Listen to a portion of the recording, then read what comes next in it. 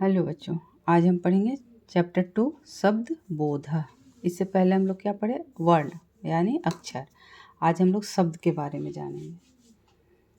वर्णों के सार्थक समूह को शब्द कहते हैं। सार्थक मतलब जिसका कि कोई अर्थ निकले। जिस शब्द को हम लिखें उससे कोई अर्थ निकलता है तो उसको हम शब्द बोलते हैं। जो भी वर्ण हम लिखें, अगर वर्णों के सार्थक समूह, जैसे हम अ आ इ ई पढ़े या क ख ग घ जो भी पढ़े, ये था वर्ण। अब उसको अगर हम लिखते हैं तो कोई सार्थक उसका समूह रहेगा तभी कोई शब्द बनेगा। जैसे राम, इससे हो गया कि राम किसी का नाम है। लता, फलम, मित्रम इत्यादि। संस्कृत भाषा में लिंग 3 होते हैं। 3 तरह के लिंग होते हैं संस्कृत भाषा में। हिंदी में हम लोग पढ़ते हैं 2, संस्कृत में 3 होते हैं। इंग्लिश में भी हम लोग 2 पढ़ते हैं, लेकिन संस्कृत में लिंग 3 तरह के होते हैं: पुल्लिंग, स्त्रीलिंग और नपुंसक लिंग। तो स्त्रीलिंग पुल्लिंग आप लोग जानते हैं। जिसे पुरुष जाति का बोध कराने वाला शब्द पुल्लिंग कहलाता है। जैसे बालका लड़का, लड़की का हो जाएगा बालिका, पुस्तक का हो गया पुस्तकम। और स्त्री जाति का बोध कराने वाला शब्द स्त्रीलिंग हो जाता है। जो शब्द पुल्लिंग और स्त्रीलिंग के अंतर्गत नहीं आते, जो न पुल्लिंग है न स्त्रीलिंग है, तो वो हो जाता है हमारा नपुंसक लिंग। अब संस्कृत भाषा में वचन के भी 3 भेद होते हैं। जिस तरह से हम लोग हिंदी में 2 वचन पढ़ते हैं, 2 लिंग पढ़ते हैं, लेकिन संस्कृत में 3 लिंग भी होता है और 3 वचन भी होता है। जैसे एक वचन, एक संख्या का ज्ञान कराने वाले शब्द एक वचन होते हैं, और 2 संख्या का ज्ञान कराने वाले द्विवचन होते हैं, और 2 से अधिक का ज्ञान कराने वाले बहुवचन पढ़ते हैं, बहुवचन होते हैं। हम लोग एक वचन और बहुवचन पढ़ते हैं।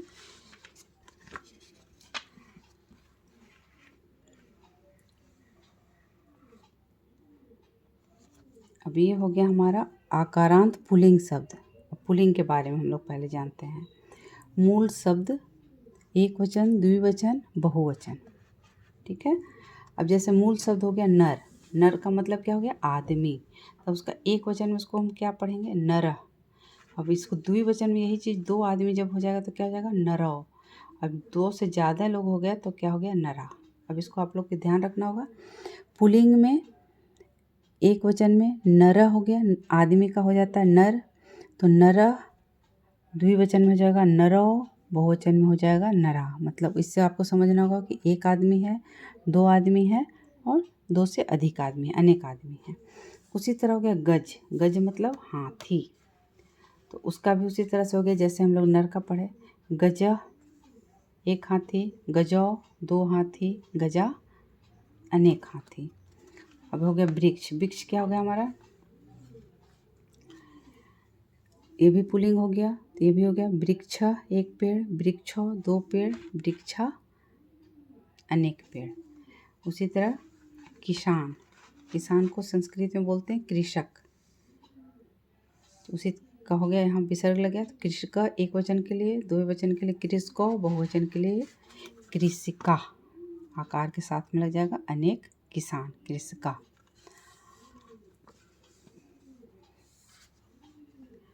जैसे हो गया वानर। वानर मतलब बंदर। एक बंदर के लिए क्या हो जाएगा? वानरः। द्विवचन के लिए वानरौ, बहुवचन के लिए वानरा। उसी तरह काक का, काक मतलब कौवा, काक, काकौ, काका। छात्र मतलब विद्यार्थी, छात्रा, छात्रौ, छात्रा। शिक्षक, शिक्षकः, शिक्षकौ, शिक्षका। सैनिक मतलब सिपाही, सैनिकः, सैनिकौ, सैनिका। अब समझ में आ गया पुल्लिंग का? पुल्लिंग का अब तो आगे जाना चाहिए। एक वचन में क्या हो जाता है?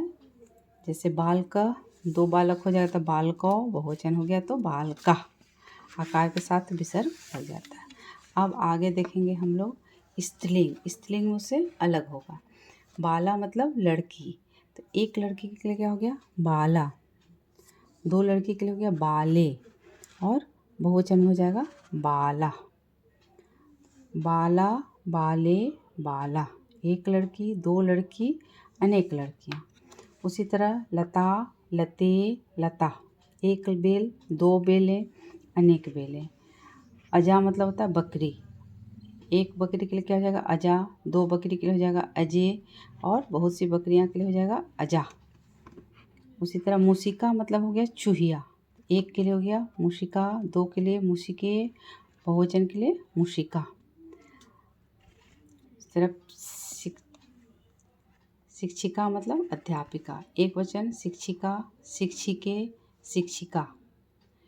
उसी तरह कलिका मतलब कली, कलिका, कलिके, कलिका। यहाँ पर कुछ स्त्रीलिंग शब्द दिए हुए हैं, उसको याद कीजिएगा। ऊपर में उधर पुल्लिंग शब्द भी दिए हुए, उसको भी याद करना होगा। अब देखते हैं नपुंसक लिंग। जैसे फल, फल का हो जाता है फल ही होता है, तो इसका संस्कृत का हो जाएगा फलम, फलम एक वचन में म लग जाएगा यहाँ पर, फलम, फले, फलानी। उसी तरह पत्र, तो पत्रम, पत्रे, पत्रानी।